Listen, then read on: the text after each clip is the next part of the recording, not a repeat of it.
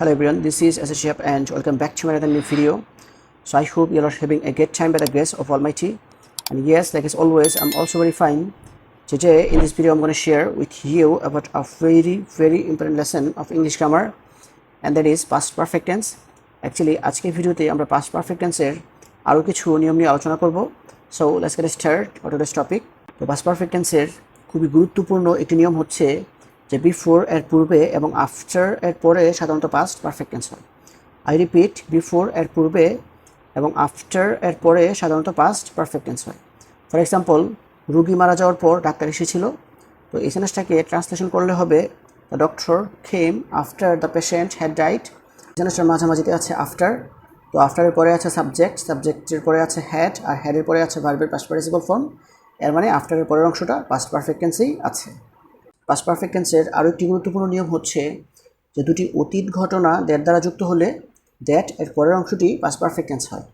I repeat, দুটি অতীত ঘটনা দ্যাট দ্বারা যুক্ত হলে দ্যাট এর পরের অংশটি পাস্ট পারফেক্ট টেন্স হয়। ফর এক্সাম্পল, রহিম বলল যে সে কাজটি করেছিল। তো এই সেন্টেন্সটাকে ট্রান্সলেশন করলে হবে Rahim said that he had done the work. তো এক্ষেত্রে দুটি অতীত ঘটনা আমরা দ্যাট দ্বারা যুক্ত করেছি।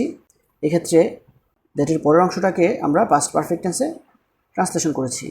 হি হচ্ছে সাবজেক্ট, তারপরে হ্যাড, তারপরে ভার্বের পাস্ট পার্টিসিপল ফর্ম, তারপর হচ্ছে কি অবজেক্ট। এর মানে দ্যাটের পরের অংশটা পাস্ট পারফেক্ট টেন্সেই আছে। আর দ্য নেক্সট ওয়ান ইজ, সে বলল যে সে কাজটি করেছিল। তো এই সেন্টেন্সটাকে ট্রান্সলেশন করলে হবে he said that he had done the work. এক্ষেত্রেও দুটি অতীত ঘটনাকে আমরা দ্যাট দ্বারা যুক্ত করেছি। আর দ্যাটের পরের অংশটা শুরুতেই আছে সাবজেক্ট, তারপর হচ্ছে হ্যাড, তারপর হচ্ছে গিয়ে ভার্বের পাস্ট পার্টিসিপল ফর্ম, তারপর হচ্ছে গিয়ে অবজেক্ট। এর মানে দ্যাটের পরের অংশটা পাস্ট পারফেক্ট টেন্সেই আছে। তারপর পাস্ট পারফেক্ট টেন্সের আরও একটি গুরুত্বপূর্ণ নিয়ম হচ্ছে যে সিন্স এজ প্রথম অংশ পাস্ট ইনডেফিনিট টেন্স হলে পরের অংশটি পাস্ট পারফেক্ট টেন্স হয়। আই রিপিট, সিন্সের প্রথম অংশ পাস্ট ইনডেফিনিট টেন্স হলে পরের অংশটি পাস্ট পারফেক্ট টেন্স হয়। For example, it was many years since they had first met. তো সিন্সের প্রথম অংশটা পাস্ট ইনডেফিনিট টেন্সে থাকার কারণে পরের অংশটা পাস্ট পারফেক্ট টেন্সে আছে। আর তারপরে সেন্টেন্সটা হচ্ছে it was long since I had seen her last. তো এই ক্ষেত্রেও সিন্সের প্রথম অংশটা পাস্ট ইনডেফিনিট টেন্সে থাকার কারণে সিন্সের পরের অংশটা পাস্ট পারফেক্ট টেন্সে আছে। পাস্ট পারফেক্ট টেন্সের আরও একটি গুরুত্বপূর্ণ নিয়ম হচ্ছে যে যেতে না যেতে, আসতে না আসতে, পৌঁছতে না পৌঁছতে থাকলে সেন্টেন্সটি নো সুনার হ্যাড দেন দিয়ে আরম্ভ করতে হয়, এবং যে ক্লজটিতে নো সুনার হ্যাড থাকে তার পাস্ট পারফেক্ট টেন্স হয় এবং অপরটির পাস্ট ইনডেফিনিট টেন্স হয়। আই রিপিট, যেতে না যেতে, আসতে না আসতে, পৌঁছতে না পৌঁছতে থাকলে সেন্টেন্সটি নো সুনার হ্যাড দেন দিয়ে আরম্ভ করতে হয়, এবং যে ক্লজটিতে নো সুনার হ্যাড থাকে তার পাস্ট পারফেক্ট টেন্স হয় এবং অপরটির পাস্ট ইনডেফিনিট টেন্স হয়। ফর এক্সাম্পল, আমি স্টেশনে পৌঁছতে না পৌঁছতে ট্রেন ছেড়েছিল।